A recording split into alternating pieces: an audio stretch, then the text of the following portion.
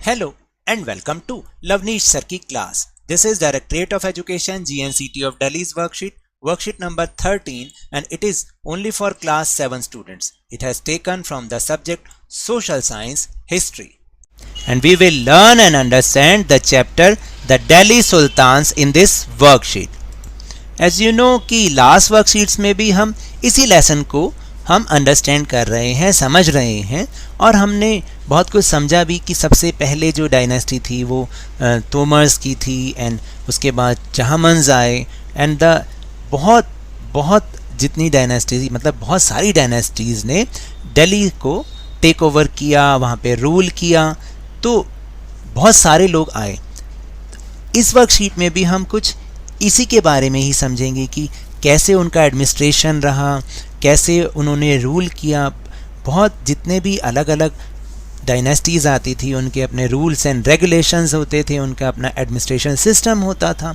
यहाँ तक कि अभी हम ये भी समझेंगे कि मुगल्स के आने से पहले मुगल्स ने तो किया ही किया, ब्रिटिशर्स के आने से पहले यहाँ पर दिल्ली पे बहुत सारे डायनेस्टीज़ ने रूल किया.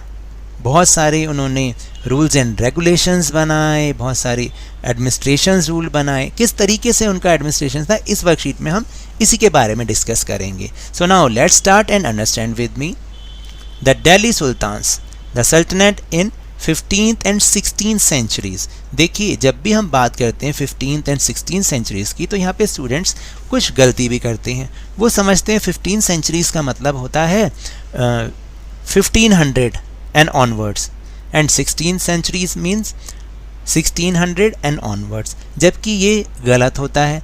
अगर मैं 15th century बोलूँगा तो इसका मतलब मैं 1400 and 1499 के बिटवीन जो भी टाइम पीरियड है उसके बारे में बात करूँगा. And same as 16th centuries meaning the time period between 1500 to 1599. So now let's start. यहाँ पर एक फ्लो चार्ट दे रखा है जिसमें कुछ किंगडम्स के बारे में, कुछ डायनेस्टीज़ के बारे में, दिल्ली की डायनेस्टीज़ के बारे में बता रखा है. So now let's start. After the Tughlaqs, the Syed, the Lodhi and the Suri dynasties ruled Delhi and Agra. तो मैंने जैसे आपको बताया था कि दिल्ली पर बहुत सारी डायनेस्टीज़ ने रूल किया है, और ऐसा बोला जाता है कि बार बार जो है नए तरीके से लोग आते थे और यहाँ पे रूल करते थे. फिर इसके इन सब के अलावा the state developed under the rule of Sher Shah Suri was small but powerful, and he established a system of administration which became a model for future rulers. देखिए, शेर शाह सूरी का नाम इसलिए लिया जाता है क्योंकि जो उसकी एडमिनिस्ट्रेशन सिस्टम था, जो उसके एडमिनिस्ट्रेटिव रूल्स थे, वो इतने बढ़िया थे, इतने पावरफुल थे कि वो आगे जितने भी फ्यूचर रूलर्स थे उन सब के लिए एक मॉडल बन गए थे. फिर इसके बाद ये भी बताया गया है कि new kingdom such as Jaunpur, Bengal, Malwa, Gujarat, Rajasthan and all of south India and new ruling groups such as the Afghans and Rajputs came up during the final years of Delhi Sultanate. तो देखिए, बार बार यही बताया जा रहा है कि दिल्ली सल्तनत पे बहुत सारे लोगों ने, बहुत सारी डायनेस्टीज़ ने रूल किया है. तो लास्ट वर्कशीट में हमने ये भी समझा था कि जो अलाउद्दीन खिलजी थे और जो मोहम्मद तुगलक थे, उन्होंने भी अपने रूल में इस दिल्ली के किंगडम को बहुत एक्सपेंड किया, और उनकी एडमिनिस्ट्रेशन में, लेकिन दोनों के एडमिनिस्ट्रेशन में कुछ डिफरेंसेस भी थे कि वो किस तरह से एडमिनिस्ट्रेशन अपना चलाते थे और वो किस तरह से चलाते थे. So now let's see what are the difference between the Alauddin Khilji and Mohammad Tughlaq's administrations. This is also the answer number 1 of your question. Comparison between the administration of Alauddin Khilji and Muhammad Tughlaq. तो क्या differences थे आप देखिए इनमें. First is Alauddin Khilji. He increased his large standing army to protect from invasion. Means कि अलाउद्दीन खिलजी ने अपनी एक बहुत बड़ी आर्मी खड़ी कर ली थी. किससे? किससे बचने के लिए? जो इन्वेजन मतलब जो भी हमले होते थे उनसे बचने के लिए उन्होंने एक बहुत लार्ज स्टैंडिंग आर्मी बनवाई। एंड मोहम्मद तुगलक ने क्या किया? He raised a large standing army to attack on Transoxiana, यानी उन्होंने एक लार्ज आर्मी क्यों सेटअप की थी? ट्रांसऑक्सियाना पर अटैक करने के लिए। तो आपने देखा है दोनों में यही डिफरेंस था, उन्होंने हमले से बचने के लिए अपनी आर्मी को रेस किया, अपनी आर्मी को इंक्रीज किया, और मोहम्मद तुगलक ने अटैक करने के लिए एक लार्ज आर्मी को बनाया। अलाउद्दीन खिलजी ने क्या किया? He constructed a new garrison town named Siri for his soldiers. तो उन्होंने क्या किया? एक नया गैरिसन टाउन बनाया जिसका नाम था सीरी, जो अपने सोल्जर्स के लिए उन्होंने बनाया। गैरिसन टाउन तो मैंने पहले भी आपको समझाया है। गैरिसन टाउन्स मीन्स एक फोर्ट जिसके अंदर उनकी पूरी आर्मी रहती है और उनके ऊपर सारा खर्चा किया जाता है, जो भी एक्सपेंडिचर है वो उन पे किया जाता है।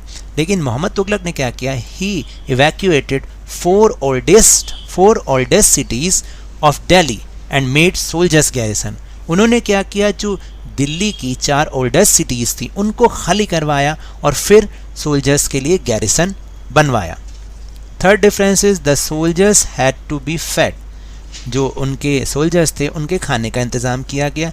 This was done through the produce collected as tax from lands between the Ganga and Yamuna. तो जो गंगा और यमुना के बीच में लैंड था वहाँ से जो भी प्रोडक्शन होती थी, जो फार्मर्स जो भी कल्टीवेशन करते थे, उन्हें वो कुछ पार्ट टैक्स के रूप में कलेक्ट करते थे और अपने सोल्जर्स के खाने का इंतज़ाम करते थे।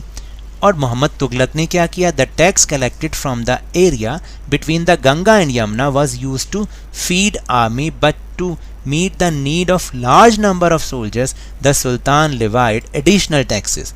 वो भी क्या करते थे? वो जो गंगा और यमुना के बीच में जो भी एरिया था उसको उससे टैक्स लेते थे और अपनी आर्मी को वो फीड करवाते थे। जो भी उनकी जो फूड नेसेसिटीज़ होती थी उनको पूरा करते थे। लेकिन क्योंकि उनकी जो सोल्जर्स थे इतने ज़्यादा नंबर्स में थे कि उनकी नीड्स को पूरा करने के लिए सुल्तान ने एडिशनल टैक्सेस भी लगाने शुरू कर दिए।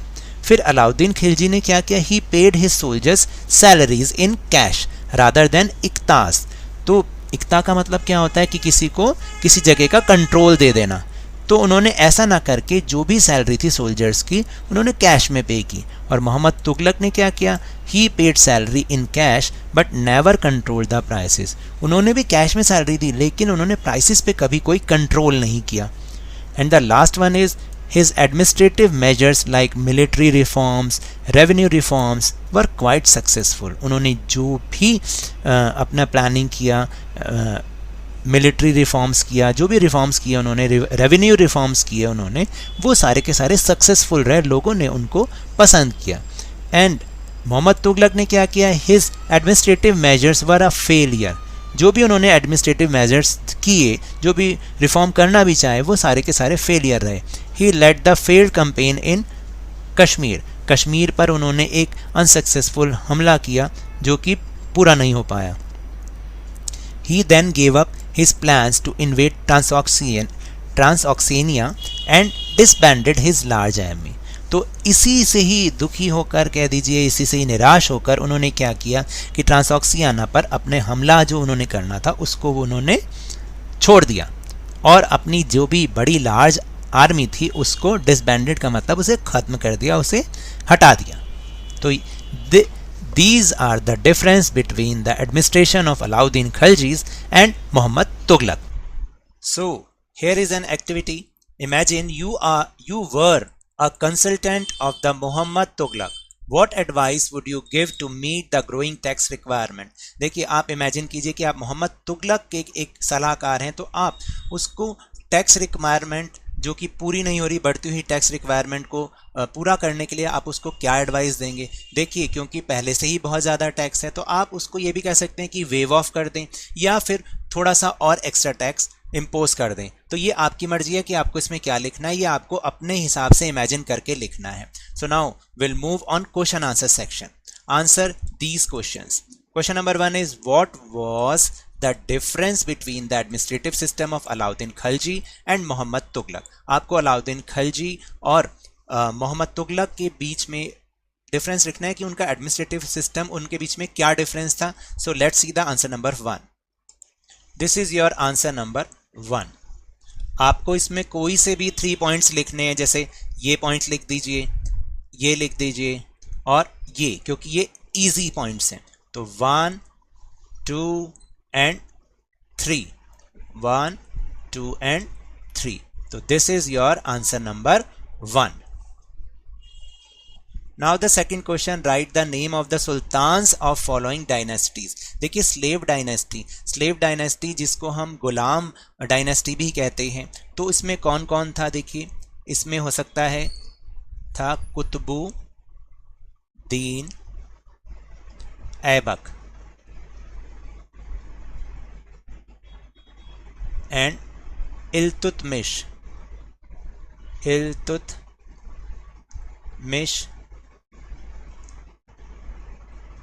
और बलबन। फिर है तुगलक डायनेस्टी, तो इसमें कौन कौन थे। मोहम्मद बिन तुगलक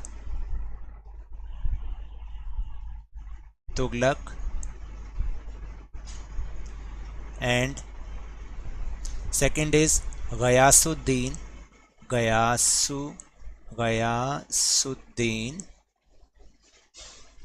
तुगलक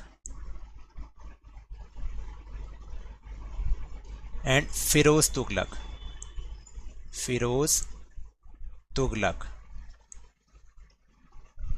ठीक है। और लोदी डायनेस्टी में कौन था। इब्राहिम लोदी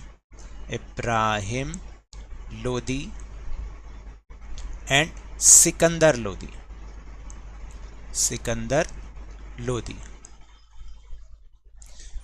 सो इस तरह से आप क्वेश्चन के आंसर्स यहां पर लिख सकते हैं। टेलीग्राम ऐप पर भी हमने अपना चैनल लवनीश सर की क्लास बनाया है, जिसका लिंक आपको डिस्क्रिप्शन बॉक्स में मिल जाएगा। आप उस चैनल से जुड़िए, इस वीडियो का लिंक और दूसरे वीडियो का लिंक आपको वहां इजीली अवेलेबल होगा।